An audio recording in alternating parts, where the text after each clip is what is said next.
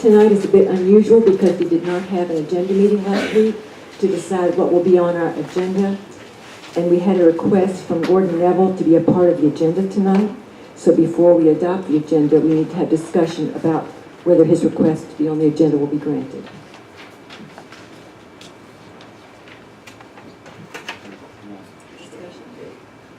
And a vote, a motion.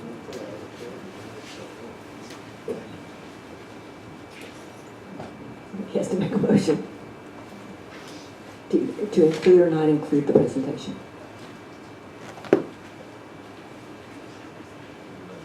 I'll move that we include the presentation. Second? Second. Discussion? Those in favor? Aye. Those opposed? No. Okay, 1 in favor and 3 opposed. Thank you. Thank you. What was your vote, Jack? Okay. 2 in favor and 2 opposed? Okay. I think we've heard enough presentations about opportunities to change the plan, so I would say no. So a motion to adopt the agenda. So. A second? Second. Any discussion? Those in favor? Aye. 4 in favor and 9 opposed. Tonight we have several presentations for the council. We have the MSD District Board update, and Matt Ashley will do that. He's been our representative on the MSD board.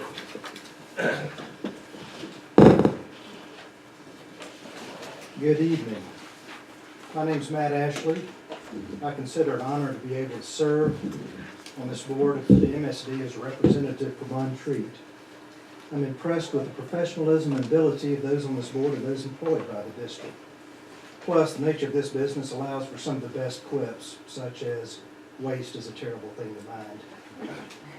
A general and historical overview shows that in 1962, a public agency was created and established by the North Carolina State Stream Sanitation Committee. Its purpose was to construct and operate facilities for the treatment and disposal of the sewage generated by the political subdivisions comprising the district. 5 years later, in 1967, the Metropolitan Sewerage District, or MSD, began treatment. MSD is a nonprofit publicly owned utility that has a governing board of 12 members. MSD owns, operates, and maintains a 40 million gallon per day wastewater treatment plant to treat raw sewage and industrial wastewaters collected by an extensive network. These 900 miles of collector sewers are owned, operated, and maintained by the district pursuant to the consolidation agreement signed in 1990. The district also owns, operates, and maintains approximately 60 miles of interceptor sewers that connect the collector sewers to the treatment plant. The system currently serves approximately 125,000 people. Although capable of treating more than 40 million gallons per day, the plant currently treats about half that amount. This 20 million gallons per day represents a volume that's roughly the size of a football field 50 feet high. MSD has a total operating budget for the fiscal year of 2014 and 15 of just over $49 million with 147 employees. Now, approximately 2/3 of that budget is directly related to capital projects and reinvestment. Since consolidation in 1990, MSD has reinvested over $322 million back into the system. As for the actual plant, this year at the plant there's been a major project at the incinerator for emission upgrades. That's an $11.2 million deal. Also, and of significant importance, a recently completed electrical upgrade project has improved the electrical system and, more importantly, provides full backup power that can maintain full treatment during a complete power loss. Related to the collection system, or the pipes, MSD rehabilitates approximately 50,000 linear feet of pipe each year. In the early 2000s, MSD completed the Swannanoa Interceptor. This $43 million, 24-mile project rehabilitated the main line serving the Swannanoa Basin, including the Flat Creek portion which serves Montreat. MSD has completed numerous smaller projects in Montreat over the years, including Assembly Drive, McGill Drive, Virginia Road, Woodland Road, and West Virginia and South Carolina terraces. Kanawha Drive is on the current CIP and it's listed as a future project. In 2014, MSD responded to 20 service calls in our area with an average response time of 52 minutes. Because of the amount of work that MSD has done in Montreat over the years, which includes cleaning of the entire drainage basin twice since 2000, the maintenance calls have been greatly reduced over time. In closing, I ask you to think back to the extensive construction related to the roads in downtown Black Mountain on US 70 or State Street this past summer. MSD had originally scheduled sewer line replacement in this area for fiscal year 2016 through 17. When they learned of the North Carolina DOT project for paving to take place this summer, they accelerated their schedule to get ahead of the state's work. This saved MSD money, disturbed the area just once, and avoided cutting new pavement later. The Black Mountain project was approximately 1,600 feet long with a cost of around $400,000. Personally, I think this exemplifies MSD's commitment to good stewardship. If there are any questions, I thank you for your attention. Any questions for Matt? Thank you for your service. You're welcome. I'm really curious, how often do you meet? Once a month, Okay. third Wednesday at 2 o'clock. And who else serves with you? What is the makeup? It's made up of 12 members. 3 are from the city of Asheville. 3 are from Buncombe County. There's one from Woodfin, one from Montreat, one from it's a Woodfin water and sewer district is something separate, one from Black Mountain, and one more, Belmore Forest, right. And what are the major issues that come up there? Truly, the management and employees at that plant are phenomenal, the work that they do. And so our work entails looking forward, proving what they do, but also speaking into it. Each monthly meeting is an update of what's going on, and also presentation from subcommittees that have met the prior month. I know we were fortunate to have Steve Aceto serve for many years. Yeah, Steve's well thought of there. Yeah, so we appreciate your service and his as well. Thank you. It's a nice place to be. I appreciate being there. Where is the wastewater treatment plant, Matt? It's on River Road. If you take 7025 north off of 240, the Woodfin exit, when you get off there, about 1.5 miles, 2 miles to the west, it intersects with River Road, and the MSD plant is a refurbished, it may have been part of the railway. It's a wonderful old brick building that was refurbished many years ago. That's where the administrative offices are. The physical plant is about 1/2 mile up the road on the right, adjacent to the river. Discharges go, what, Frenchboro? They go right into the river because they can. And what is our cost going to be this year, our raise in cost? I don't know of any raise in cost. Be the first year then, right? Yes, and don't quote me on that, but I don't recall there being a raise. Any other questions? Thanks, Matt. Thank you. Town Hall project, exterior design and plan review presentation. Mayor, members of the commission, we want to talk to you a little bit tonight about color, scale, context for your building. At our last meeting, Ms. Campbell asked some questions that we weren't prepared to show. I regret that we didn't have an image that night. There remains confusion as to what we planned for the town hall. I asked Amy to run you through the town hall again and walk everyone through the plan. She's going to talk a little bit about how we got where we are and where we've been. But mainly tonight, we're going to talk to you about the exterior of the building, context and scale for the community.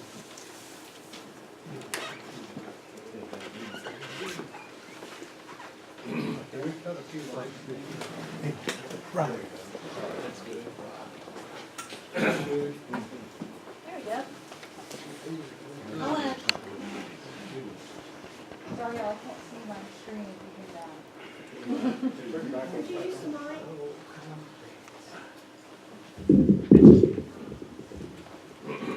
Can everybody hear me? Yes. Oh, good. I want to start off this evening with a very simple model that we have of the building. This is actually a model that we are using in conjunction with developing the drawings for your contractor. But it gives you a good sense of the layout of the building and how it fits on the site. So let me twirl you around the building here. What you're seeing on the right-hand side is the parking lot.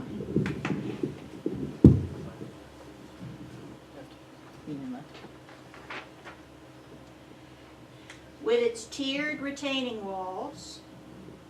You see the covered entry from the parking lot leading to the building.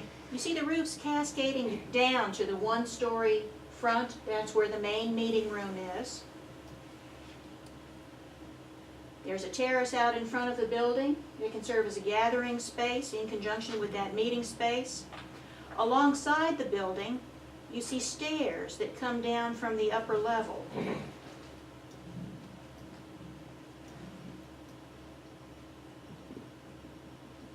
And if you look at the building from Arkansas Trail, it's fairly modest in the back. It looks like a one-story building in the back.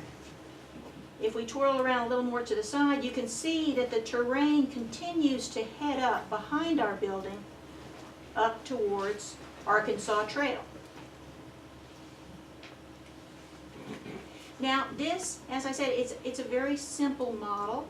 It's not representative of the colors of the building, and it's not particularly representative of the landscape either.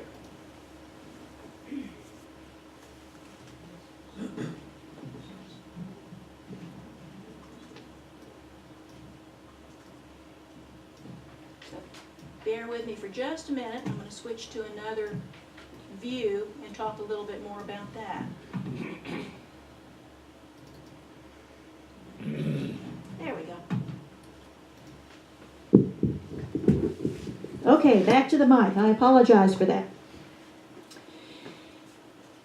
If you look at the entire site from above, the portion of the terrain that we modeled in that model there is this green portion here. That's roughly analogous to the terrain within the property boundaries. So you can see as high up as the land went behind the building in that model, it's still another 25 feet out and up to Arkansas Trail. It's another 10 feet or so further down to Florida Terrace from what's shown on the model. So maybe that will give you a good sense of how much of this property between Florida Terrace and Arkansas, the building and the parking lot are really going to occupy. And as I said, excuse me? Could you please take me? Nobody can see that here. Thank you. Okay. As we have said, Thank you, Mike. how's that? That's good. Okay.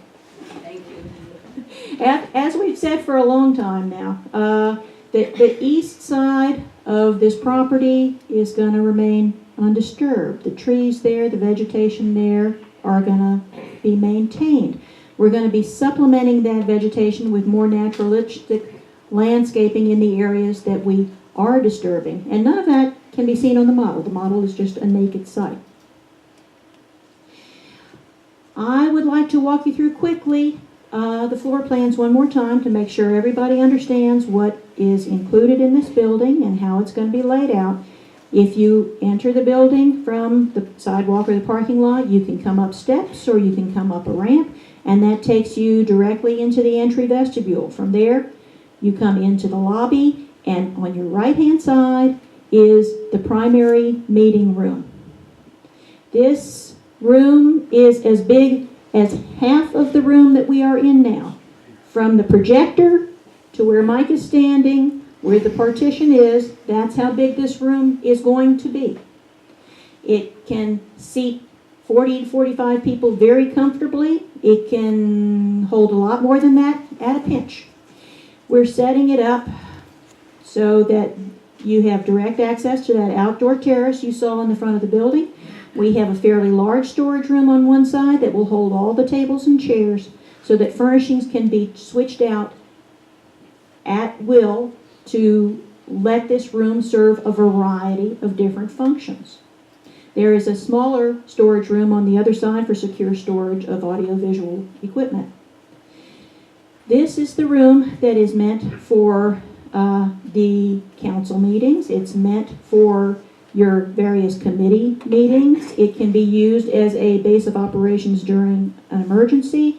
It is a large, flexible space that can be used for many different things. Next to this space is a small conference room that is also a flexible use space. Inside this room, there is a little bit of counter space. There's a sink. We're going to have hookups for a fridge, for an ice maker, enough room for a small conference table. You can access this room directly from the lobby. It can be used for small meetings. It can be used for meetings by the police department. It can be used for meetings with townspeople and their contractors to sit down and talk together before they go upstairs and meet with the building inspector. It is a multi-use space. It can also be used to serve the larger meeting room, as there's a door and a pass-through window, so it can be used for serving food or drinks during a meeting. Next door to that, we have the police department. When you enter the police department, you are in the office area for all of the patrol officers. The police chief has a private office directly off of this space. The secure equipment and ammo storage room is directly off this space. And the most restricted access space in this entire building, the evidence storage room, is also directly off of the patrol office. There is a very small interview room that's accessed from the lobby where you can sit down and have a heart-to-heart with one of your police officers. And this entire area that is devoted to the police department is smaller than this front half of this room. Next to the police department, we have a small locker room with one shower that is to meet OSHA requirements for your public works department and for your police department. We have bathrooms that will serve crowds in the meeting room as well as serving the police department. Directly across from there is a janitor's room. There's a small mechanical and electrical room across from that opens to the outside of the building instead of the inside. The rest of this floor is taken up with circulation. There's that lobby that serves the meeting room and the patrol offices, and a small hallway to the bathrooms. There is the elevator, and there is the stairway. So the primary function of the first floor is to hold the main public meeting spaces in the police department. Also the ancillary bathrooms and utility rooms and circulation rooms. If you head up the stairs or up the elevator, it lets you out at the reception area. The reception desk is directly in front of you. There's a limited amount of seating in this area, and once again, directly on your right is a meeting room, a small conference room. It can be used by commissioners. It can be used by people coming to meet with town officers. It can be used by the building inspector meeting with a host of contractors, or by the public works department. Once again, it is a flexible, multi-use public conference space. Behind the reception area is the hallway where most of the town offices are located, the administrator, the finance officer, and the clerk. The main record storage room is also off this hallway. Directly adjacent to the reception area is a shared workroom. So if employees are in there putting together a mass mailing, they can keep tabs on who is coming and going in the reception area. The inspector's office is also on this side of the reception area, and he has his own file storage room. After our visit to the Weaverville Town Hall, we listened to your concerns that we really did need more storage incorporated in this building, so we have added some storage space, a good-sized storage room on the upper level, and the mechanical room is also still up here. That's the second of the two mechanical rooms. If we do indeed go with a geothermal system, this is going to be the room that houses the pumps for that geothermal system. Other spaces on this floor include the small closet for the computer networking equipment, the bathrooms for visitors and staff, a very small break room with a janitor's closet, and then directly out the back door is that outdoor terrace that connects to those steps that go along the side of the building that you just saw in the model. So on this level, we've got primarily the town offices, we've got records and file storage, and we have some meeting space along with those other ancillary spaces. Now, where we are in our process is we are drawing like the wind. We are in the middle of getting our professional cost estimate, and when we have that nailed down, we will be probably value engineering to help reduce costs on the project. We received the final soils report this week, and that was turned over to Ron Nally yesterday. The permit for the geothermal testing was issued by the state this week, and that is being scheduled now. And we still anticipate that we'll be ready for bidding in February. If you look back on this process at where we started, back in the summer, we were looking at a 3-story building, a much larger building. We were looking at establishing police parking on Arkansas Trail. We have come a long way since then. We've reduced the size of the building. We've reduced the impact on the site. We've made it more functional, more flexible, and more sustainable. We've also made strides in the appearance of the building, the character of the building. Only in October we were showing you a design like this with a very prominent stair tower on the corner of the building. We've been working since then to make this building more compatible with the neighborhood. Here are our neighbors. There's the President's House directly across the street from us on Florida Terrace. There's Sylvan Heights directly to the south of us. And our building, in scale with these, is about that size. And that's about what it looks like. It picks up a lot of the character of the adjacent buildings. It is not as broad side to side as the President's House. It is not as tall as Sylvan Heights. It has those cascading roofs. We're looking at materials that are compatible with the other houses in this neighborhood, the other houses, the other buildings. We're looking at cement board for sidings and shingles. We're looking at fiberglass shingles for the roofs. We're looking at a very limited use of stone. It is possible to flesh out this building in a number of different ways, and we're going to show you a few of those tonight. We have pushed along 2 primary color schemes that give the building a very different character.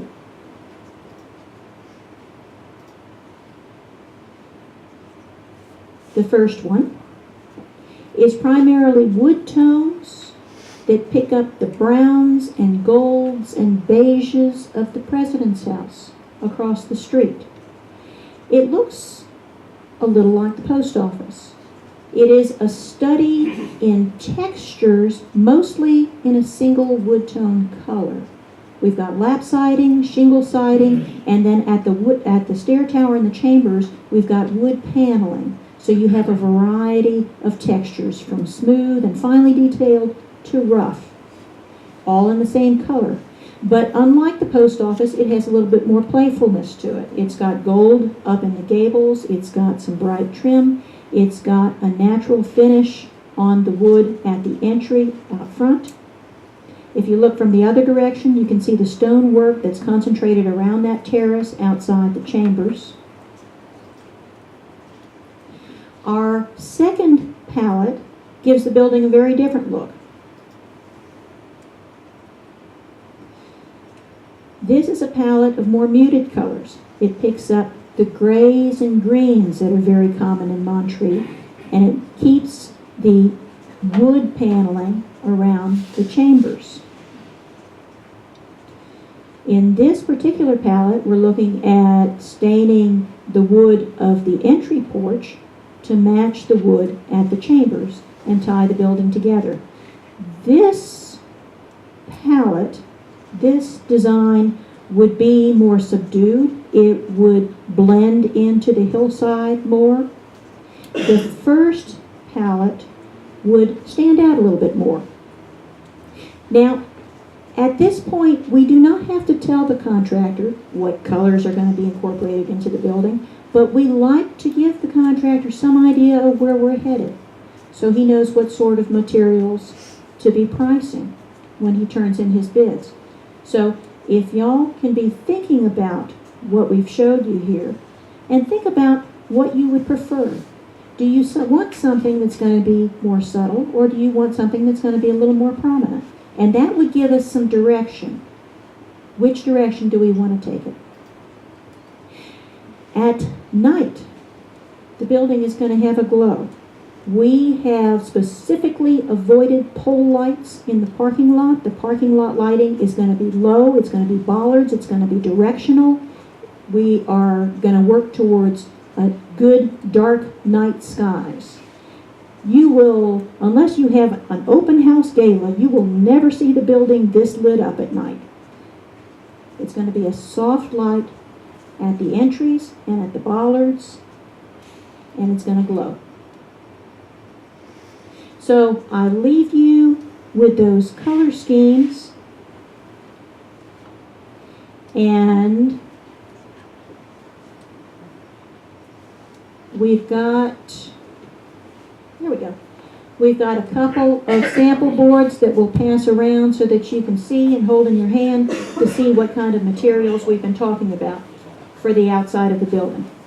And that's what I've got for you tonight. So right now we'll take any questions or hear any comments that you've got on what we've given you tonight. Anything?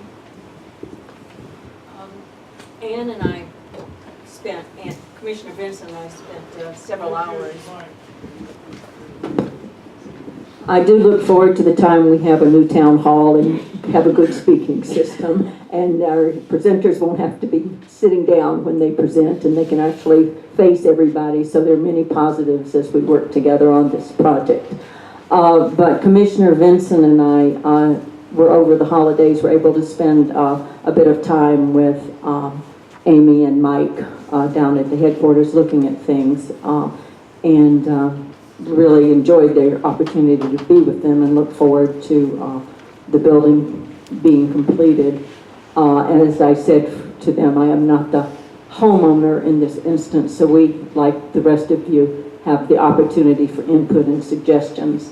And they did share with us the color palettes at the time. And again, this is just my personal opinion to get the conversation started.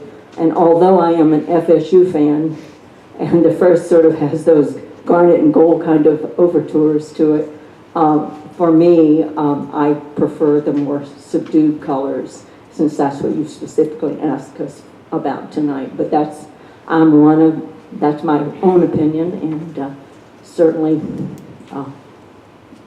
just to get the ball started. Thank you. Anyone else? Commissioner Helms and I have an appointment with Amy on Monday to look at this too. I think it would be interesting to look at these palettes in daylight, as well as under fluorescent lights, just to kind of get the feel for it. It does make a difference. Any other questions for Amy or for Mike? Thank you, Amy. Thanks, Mike. The third presentation tonight is the 2015 through 2020 Capital Improvements Plan Overview.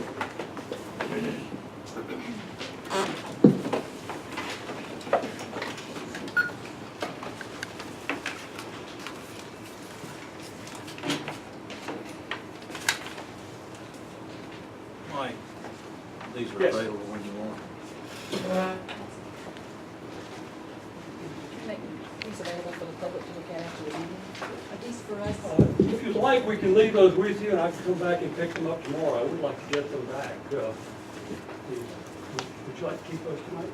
Well, I'd like to, are you all leaving now? That's what we were planning on. Okay, that's what I think it'd be good for the public to be able to look at these. Can you, This also includes the he said he wants them tomorrow. This includes the windows, Yes, on here too. yes. Can you explain how the windows are? We're using what I'll call a prairie-style window that has highlights, stained glass highlights in the upper corners. The highlights are limited to the upper floor of the building. We have a more plainer glass and window at the bottom of the building, but it still has the prairie style. We have some very nice wood features that complement that in the canopy, the entrance canopy we spent a lot of time on. Does that answer your question? Yeah. Those windows, we have a lady at the office that picked those windows, and she's been after us to bring a window out here ever since she did that. We'll bring one. Mike, you can take these with you as far as I'm concerned, but I don't think I'll look at them anymore tonight. You would have to come all the way back here tomorrow to pick them up. That's not a problem. Huh? That's not a problem. Is it to bring them on Monday? If anyone would like. Can we bring them to you Monday, or do you need them tomorrow? Monday's fine. Monday, because we're coming Monday at 10 to meet with Amy, so, yes. I thought people who are here tonight might want to take a look after the meeting. Ron? Thank you, Mayor. You might just first in there. Thank you. Tonight I'm going to spend just a few minutes talking about the 2015-2020 capital improvement program. As I discussed last month, we have kicked off our budget season. So you'll hear a lot about CIP, which is a short version, of course, of the capital improvement program, which leads right into the budget, and the final budget will be adopted in June of 2015.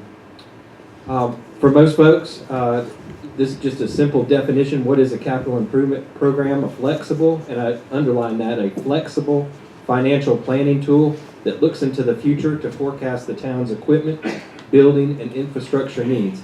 It forecasts not only expenditures, but identifies potential funding sources as well. You might ask yourself what we include in a CIP.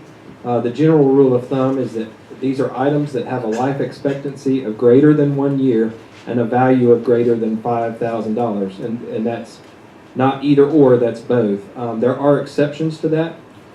Sometimes we will include a plan or a study that needs to, that's slightly under $5,000 that we'll include in there as well. But for the most part, it's 1 year and greater than $5,000. You look to your left, of course, the CIP included the town hall. It includes your equipment, which is the dump trucks, backhoes, police cars below there, and also the installation of our water lines. We prioritize our CIP projects on a departmental level. The first, of course, if it addresses a health or safety issue. The second is a mandate by some federal or state agency. The third is a replacement of an existing item. And the fourth is an expansion item. That's something that we're not doing now that we would like to do. So that's considered an expansion. To give you an example of how this works, this is a worksheet that the folks, the department heads are filling out.